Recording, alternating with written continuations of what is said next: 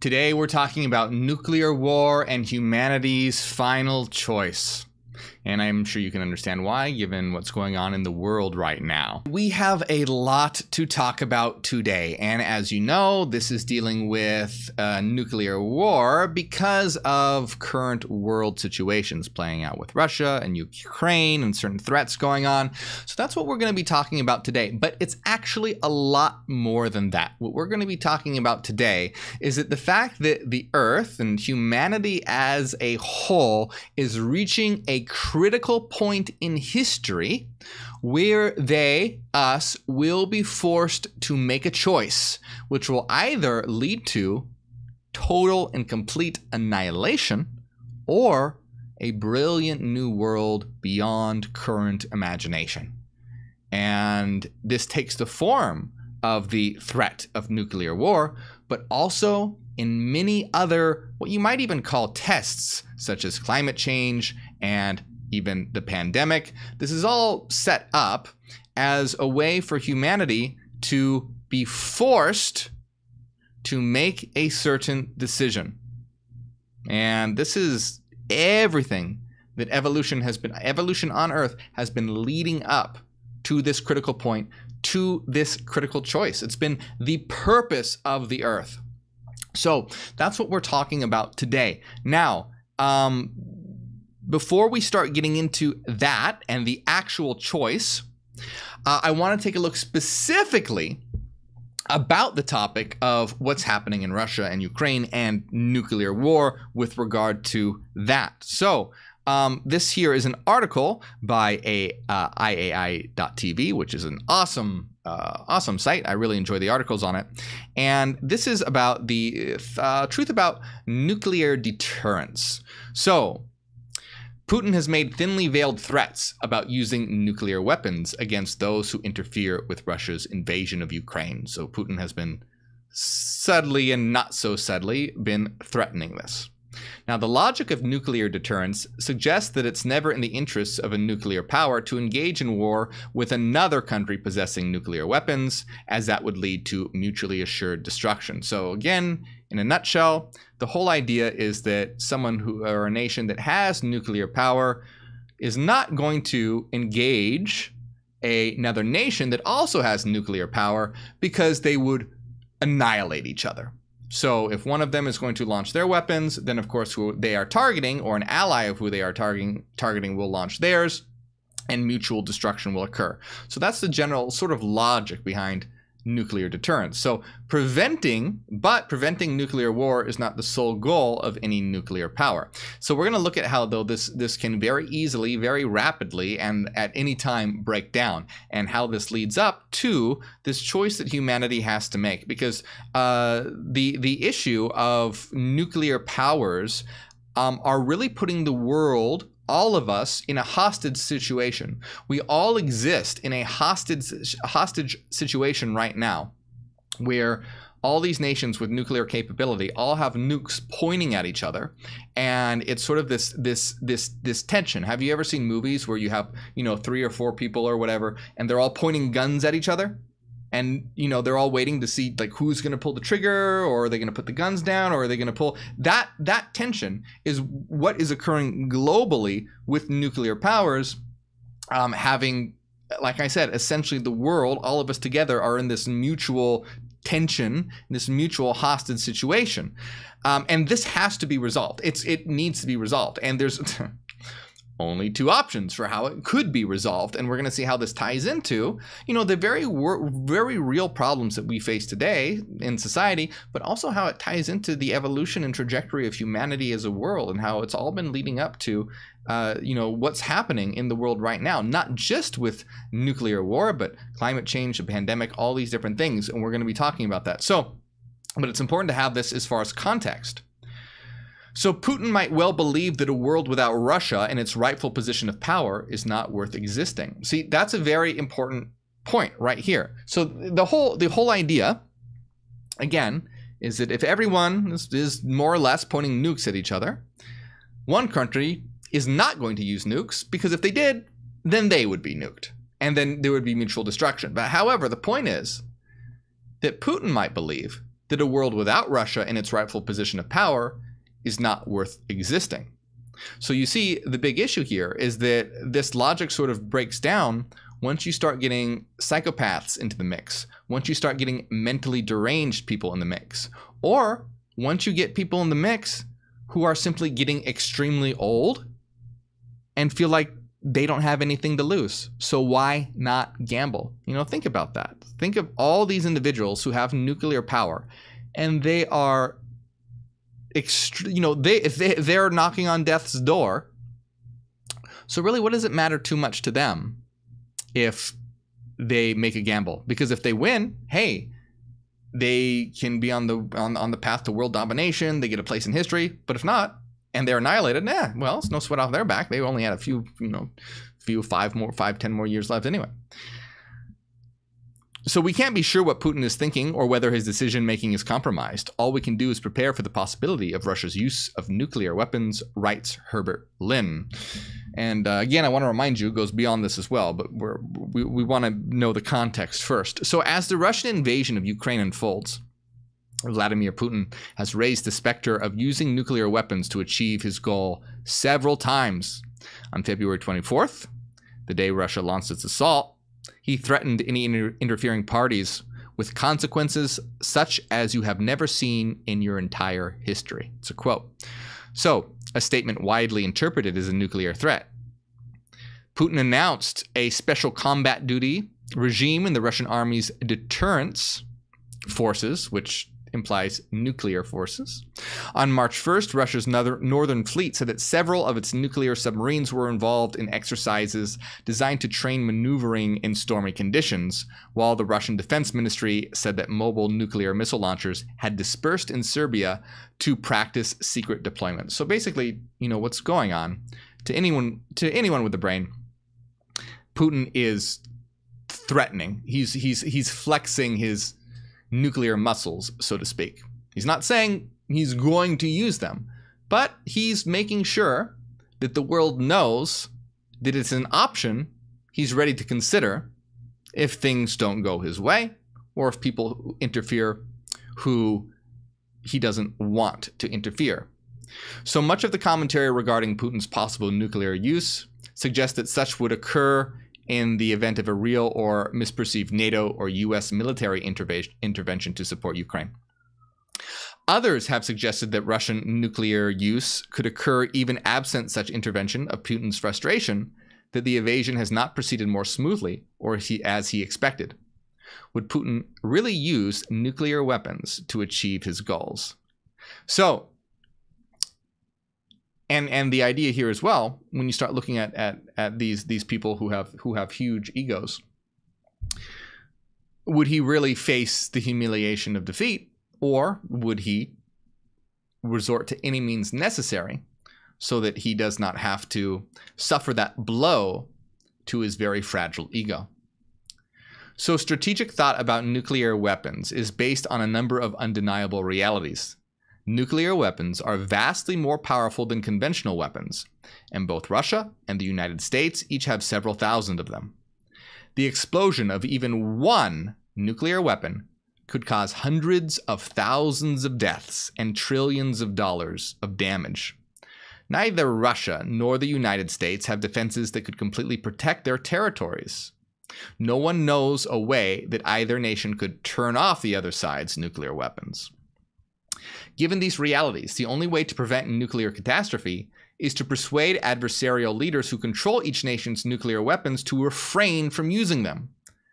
The classic way for A to deter adversary B is to persuade B that the costs B would suffer should B use nuclear weapons against A far outweigh any conceivable benefits that B would gain from such use. Knowing this, the hope is that B will decide that using nuclear weapons isn't worth it. So again, they're saying, hey, you have nukes. If you use your nukes, we're going to nuke you. So you are better off not using them because you're just going to get destroyed. That's sort of the only thing that is preventing these nuclear powers from using their arsenal, because they know that then they would be targeted and potentially wiped off the map. That's sort of the Jenga tower that we're building right now. So many have argued that mutual assured destruction and mutual vulnerability to nuclear weapons, described in oversimplified terms above, has kept the nuclear peace since Hiroshima.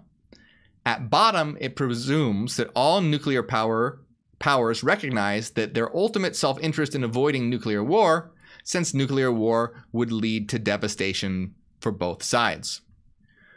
But, and I want to remind you that this is just sort of, I want to set the stage for everything we're going to talk about, humanity's final choice. But this neat picture becomes very messy very quickly when one realizes that nations have other goals in addition to that of avoiding nuclear war.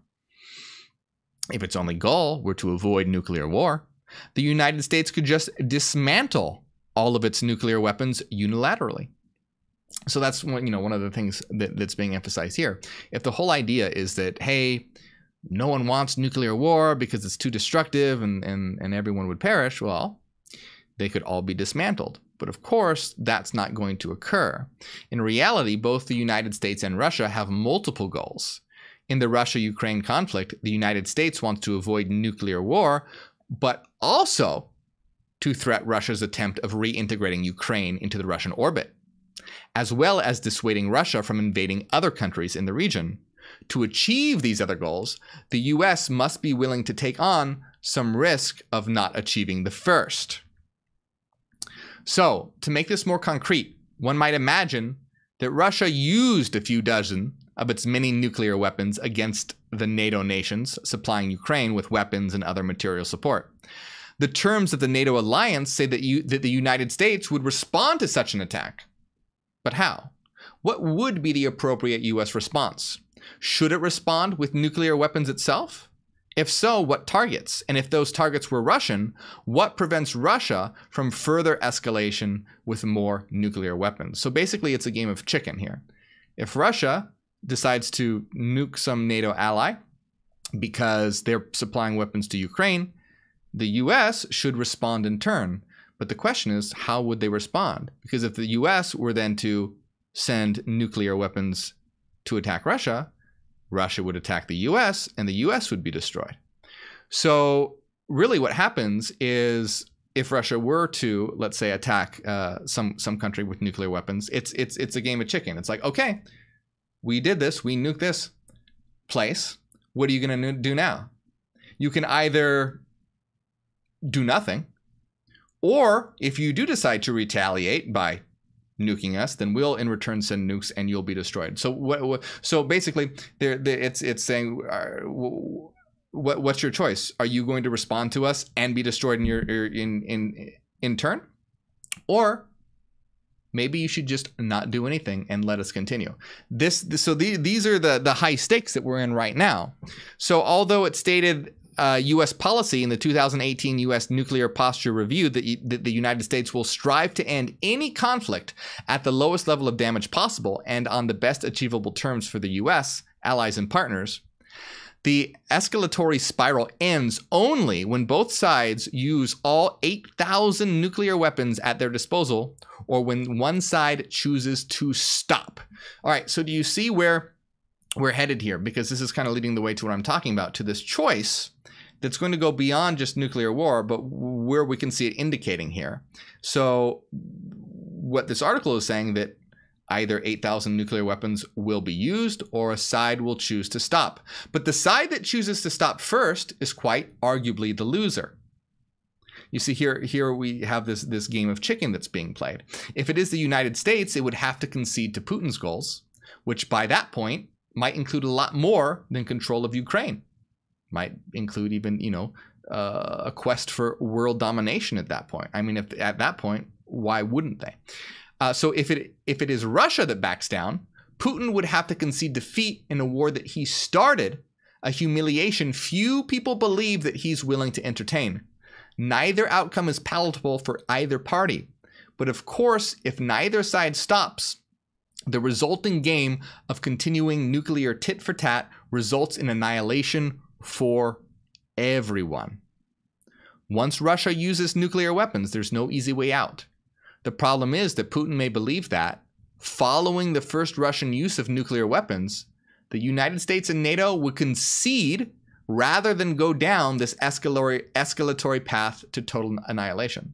So Russia might think, hey, if we use nukes, if we use these nuclear weapons, the US and NATO might not retaliate, because if they did, it's basically, it's the annihilation for everybody. So they would, the US and NATO would be forced to make a choice. Do we want to retaliate and basically end everything? Or do we want to let Russia move forward? So any Russian nuclear use at all, even if non-lethal, would be reported around the world and be expected, not unreasonably, to generate huge amounts of public concern and anxiety. Under these circumstances, large parts of Western citizenry would most likely begin to question whether solidarity with and support for Ukraine are worth further risk of nuclear war. So this conundrum, we're getting real close here. So this conundrum has bedeviled nuclear strategists for over half a century now. Some strategists have advanced the idea that targeting the other side's nuclear forces could reduce damage to one's own side, essentially arguing that fewer nuclear weapons landing on one's own nation is a better outcome than more nuclear weapons landing on it. It's ridiculous that this is even, right? This world is so fucked up that this is even the scenario that's, well, maybe we should attack their nuclear arsenal so that when they attack us, it won't be as many nuclear weapons. So threatening the other side's weapons, they further argue, will persuade the adversary to back down in the confrontation. However, Russia's ability to devastate the United States will remain intact regardless of how the United States targets Russia's nuclear forces, and in the end, the conundrum cannot be resolved. Even worse, discussions of nuclear strategy have rested on the assumption that we understand how adversary decision makers think. For example, many presume that adversary decision makers will act in accordance with their best interests, estimating the likely costs and benefits of all possible courses of action, and selecting the ones that offer the best outcome, national survival being an essential part of any optimal outcome. But in fact, no one knows how Putin is thinking today or what he will do tomorrow. A substantial body of research in psychology, including 3 Nobel Prizes related to behavioral economics, has shown that in much of human decision-making, and especially when humans are under stress, people often take mental shortcuts, consider only a limited number of alternatives, act impulsively, and take enormous risks to avoid losing. With the realization that Putin has been nursing a number of grievances against the West for at least 2 decades, and the accounts indicating he is getting advice only from a small number of people selected in large part for their propensity to agree with him, it's fair to wonder if Putin's decision-making has been compromised and how such compromise may have driven his decision to invade Ukraine. So here's the situation that the world is in. You have these nuclear powers. They all have nuclear weapons pointed at each other. The only thing stopping one of these nations from using their nuclear weapons is that if they did, that would trigger a response from other territories using nuclear weapons on them, and they would be annihilated. Now, that country could call a bluff, so to speak, use their nuclear weapons, and say, hey, what are you going to do about it? Because if you now are going to nuke me, I'm going to nuke you back. Everyone's going to be destroyed. So again, we're in this situation where everyone's, metaphorically pointing a gun at each other, seeing who's going to pull the trigger first. And the world is in this hostage situation, this hostage state, where it could really collapse at any moment. And the issue is that if this happens, it would very quickly escalate to the end of the world. If one country uses nukes and another country responds, and then it escalates very easily, this could be the end. So, not to make this a real depressing topic or anything, but it's an important topic that needs to be discussed because it's a very real situation, and it's coming to a head here. Because the problem is, in addition to this, the individuals, as I said, who have the responsibility for launching nukes are either extremely old, mentally unhinged, have huge egos, and any one of these issues, look at like Trump had the nuclear codes in the past, and we have Putin, we have Biden, we have North Korea. Look at the insanity going on, and look at the fact that also, as I said before, these people are old. They have nothing to lose. They can try and take over the world and leave their mark in history, or if they mess up, I've only had a few good years left anyway. So all it takes is just a little push to have that whole Jenga tower come crashing down. Now, what this has to do with humanity's final choice, and really, like I said, evolution has been leading up to the point in history where we're at right now, because it's an extremely critical point in history. And when we start to pull back and look at, in terms of Hyperianism, we start looking at what reality is, what existence is, what a planet is, and what we're doing here together. So we are all eternal monadic minds. We're not bodies, we're not avatars, we are eternal monadic minds. You can call them souls if you want. I don't like using religious terminology, but we're evolving monadic minds, systems of frequency patterns. Now, we localize or incarnate into the holos, the physical world, and we have done so, particularly us as humanity, on Earth. So let's take a look at what a planet is. A planet is a very limited area.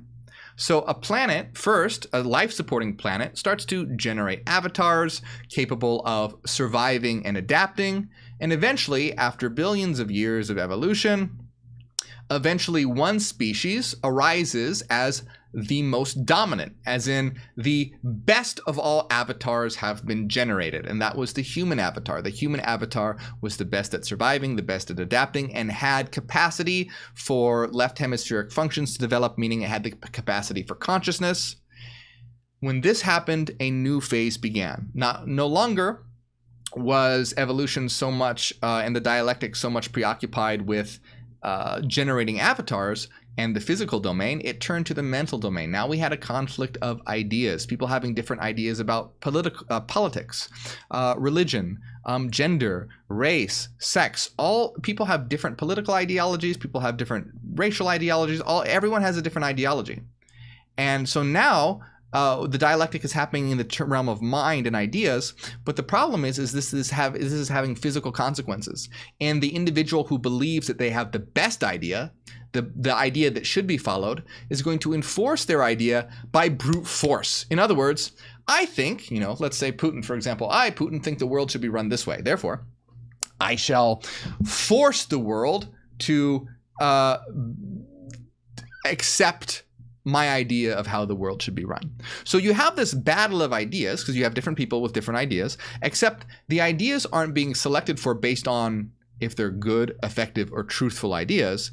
They're being enacted upon who has the most physical strength. So you have this very backward situation where the physical is guiding the mental, and that you have these evolving mental ideas, but what's being put into practice is through physical brute strength, brute force, or even like conning and manipulation or whatnot. It's not the ideas on their own merit or truth value. It's just the brute force, brute strength. So, and this is all going to tie up. So we have the planet, and first it generated avatars, and a best avatar was generated for the purpose of survival and adaptation and had the capacity for consciousness. Then you went on the level of evolving ideas, but it's being carried out through the physical.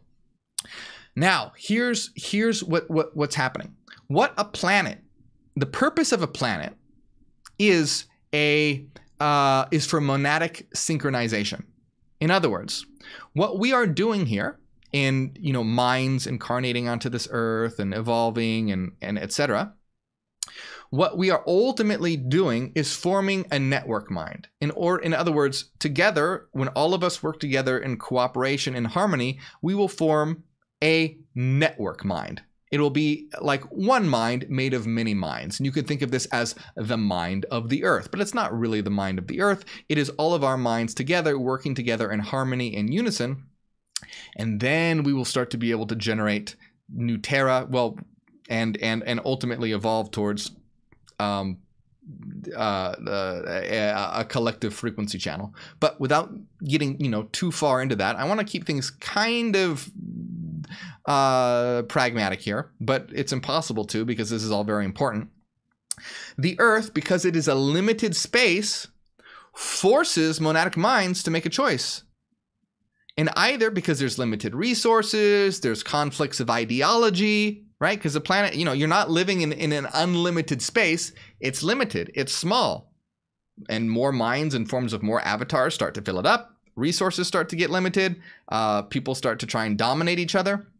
So what's happening here, and the purpose of the planet being this limited space, is for monadic synchronization, to get monads to work together in harmony. So there comes to this point, because this is the purpose of a planet in evolution of the species and monadic minds, where a choice must be made, where either monadic minds will learn to work together in harmony and form that network mind and reach then the next stage of the dialectic, which is, stepping into hyper-awareness and forming that network mind. Do you see these different steps? First, it was just to generate an avatar and for survival and adaptation, and that led to the generation of consciousness, and the dialectic started happening in the realm of ideas like political ideologies and religions and philosophies, etc.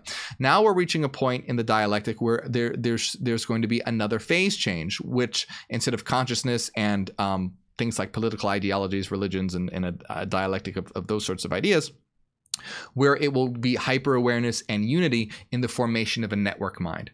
Do you see that's the next step? Do you see the different steps that evolution has dialectically taken? The next one is hyper-awareness and network mind. That will be where the dialectic will take place next and what needs to form. However, we're in this critical juncture where a choice must be made, where humanity must either decide to work together or face destruction, because the planet, in being that its purpose is for monadic synchronization and ultimately to get to that formation of that network mind, is going to force humanity into a situation where they must unite and work together to survive, or they'll destroy each other. And you can see this. You can think of these as sort of like tests, so to speak. You can see this in the form of where we're at, in the form of nuclear weapons. You can see this where we're at in the form of climate change. And we can even see this in the form of the pandemic. And how did that work? Did the world unite together in the face of that even sort of lesser threat? Not very well. So we're at this point where the limited environment of the Earth, coupled with the amount of monadic minds localizing onto Earth, and the evolution of technology and advancements to where humanity has the capability of creating mutual destruction, this is the choice that humanity has to make. Will they make all of the Earth's journey of evolution completely worthless? Or will they reach hyper-awareness, work together in unity, and move to the next phase of the dialectic and create that network mind and create a unified world that is working together in harmony and synthesized together so that we can create a beautiful new world built towards actualizing ourselves. The Earth, the planet, is like a seed. And we're at that point now where it'll either sprout and begin to grow, or it'll be a dud. And that it'll be just a worthless husk that never fulfilled its opportunity to actualize its potential. That's where we are at right now. And you can see where we're at this point where where humanity must be forced to either work together and form a unified hyper-aware network or face annihilation. So you can, and for reference too, you can see this everywhere as well. So with the formation of the internet, social media, and the coming metaverse, these are like unconscious attempts of humanity to start the beginning of that network mind. Do you see how we're starting to become more connected? And do you see how fast information can spread? Just look at TikTok, how like millions and millions and millions and millions of people can see what's going on around the world, all over the place. But the problem is that these attempts at starting the beginnings of this network mind, who are they run by? They're run by greedy corporations. So instead of this network being used for its purpose, it's driven by capitalism and money. So it's used to feed you ads, to sell you things. Now imagine if instead it was led by and created for creating a better world and the elevation of higher consciousness. You could see very easily that if the internet and social media and even the coming metaverse was not guided and led and by rich capitalist oligarchs, but instead was created for the purpose of giving you the best life possible, creating a unified network and elevating higher consciousness, you could see where the beginnings of that network mind are beginning to form. But do you see where it's humanity is trying to, because this is the next step of the dialectic, it's trying to get there, but it's being blocked by capitalist oligarchs. It's being blocked by psychopathic, egotistical, narcissistic world leaders. It's being blocked by individuals who have no awareness of what they are, where they are, or why they are here. And the reason why, once humanity steps into hyper-awareness and realizes what we are, where we are, and why we're here, none of these issues would happen. We would not have these threats of nuclear war because we would know that we're all in this together and that we are together are the network mind of the earth. And so the reason why it wouldn't work, because imagine this, would Putin nuke himself? Would Putin nuke Russia? No, of course not. That's stupid because he's a part of Russia. He wouldn't do that. Of course not. But once you reach hyper-awareness, you realize that we are the earth. So we're not going to be, we wouldn't have the problem of launching nuclear weapons against each other because to do so would be as dumb as sending a nuke to your own country. You see, when you reach hyper-awareness, all these issues that are problems right now fade and melt away because that's a necessary consequence of reaching hyper-awareness. It's like you're not going to stab your own hand because you realize that it's a part of you. You're not going to be attacking foreign countries because they're not foreign countries. We are together the earth, and we don't have to have this ridiculous conflict. And right now, nobody are the good guys, right? Nobody's the good guys. Just because we're talking about Russia and whatnot. No, everyone is to blame here. The entire earth is in conflict, run by greed and run by ego and frankly insanity as well when we look at the actions of these leaders. So this is the problem, and really humanity has only a couple choices here. Either because the dialectic is coming to a head. This is the purpose of the planet. We're on the cusp of that phase change to a new phase of the dialectic, and either it will flourish and continue and will evolve and reach our potential, the whole point of the planet and evolution in general, will fulfill our planetary unified telos, or we'll face destruction and be one of those duds, like a seed that never sprouted. Now, there's only a few options here. Either humanity will annihilate and annihilate each other in the form of nuclear war, or not getting together to stop climate change, or whatever. It could be something that we haven't even heard of yet. It could be something that it could be something else. It doesn't have to necessarily be these things, but we could see how very possibly and very, very realistically it could easily be these things, and we can see them coming to a head through the pandemic, climate change. You see all these events are happening where it is forcing the world that you have no other option other than to work together. So either humanity will choose not to and will be destroyed, or hyper-aware individuals will eventually come forward and we will create a unified world and move into the future. Or there's one other option, and that option is that humanity does decide to destroy itself by nuclear war or environmental issues or whatever. And then perhaps there are a group of survivors, though. Perhaps there are a group of survivors, and perhaps those groups of survivors are hyper-aware, and then they can begin to rebuild a new society based on that hyper-aware consciousness, and in that way fulfill the telos of the earth and move forward to the next phase of the dialectic. It would just be done in a much different way, where there would be that purging, and then the few survivors left to fulfill what had been started, billions of years ago. So this is the issue that we face right now. And again, this isn't like to try and scare you or make you worried. You don't have to live in fear and anxiety and, constantly, oh my God, are we going to be nuked or something like that? And don't have anxiety about it. Don't, enjoy your life, enjoy your day. Don't have that threat looming over your head. It's just important to know, stay informed where we are at, what led us here, where we could be going, and to start taking steps to spread this information, spread the word, spread the news, spread the information so that we can start to change the world. That's why I constantly say the goal of Hyperionism is to educate. Hyperionism gives humanity the tools to reach hyper-awareness so that we can transform humanity and transform the world. That's what we're here to do. And we need to do this through education. We need to do this through having people who will become leaders, who will become people who influence the future, to become hyper-aware and understand all these things. Because if you don't understand these things, if someone tries to implement Hyperion principles but doesn't understand hyper-awareness, it's not going to be implemented correctly.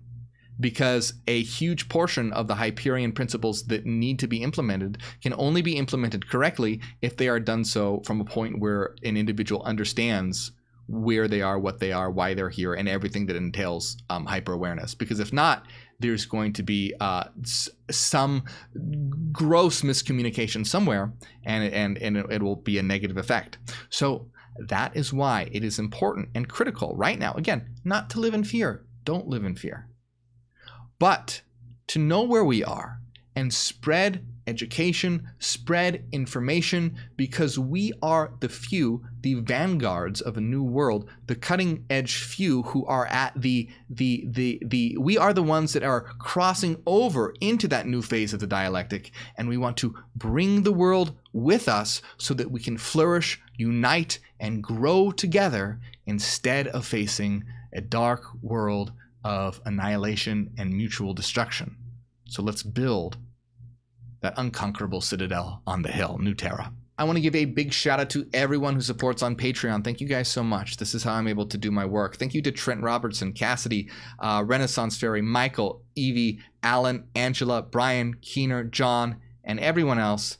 Thank you very much. I appreciate it. If you enjoy my work, if you ever felt like you've learned something from what I do, consider supporting on Patreon so that I can continue to make videos and spread this information. And you'll get access to our secret weekly live streams. We're having one right after this, and our hidden Discord server, the Citadel. Thank you very much.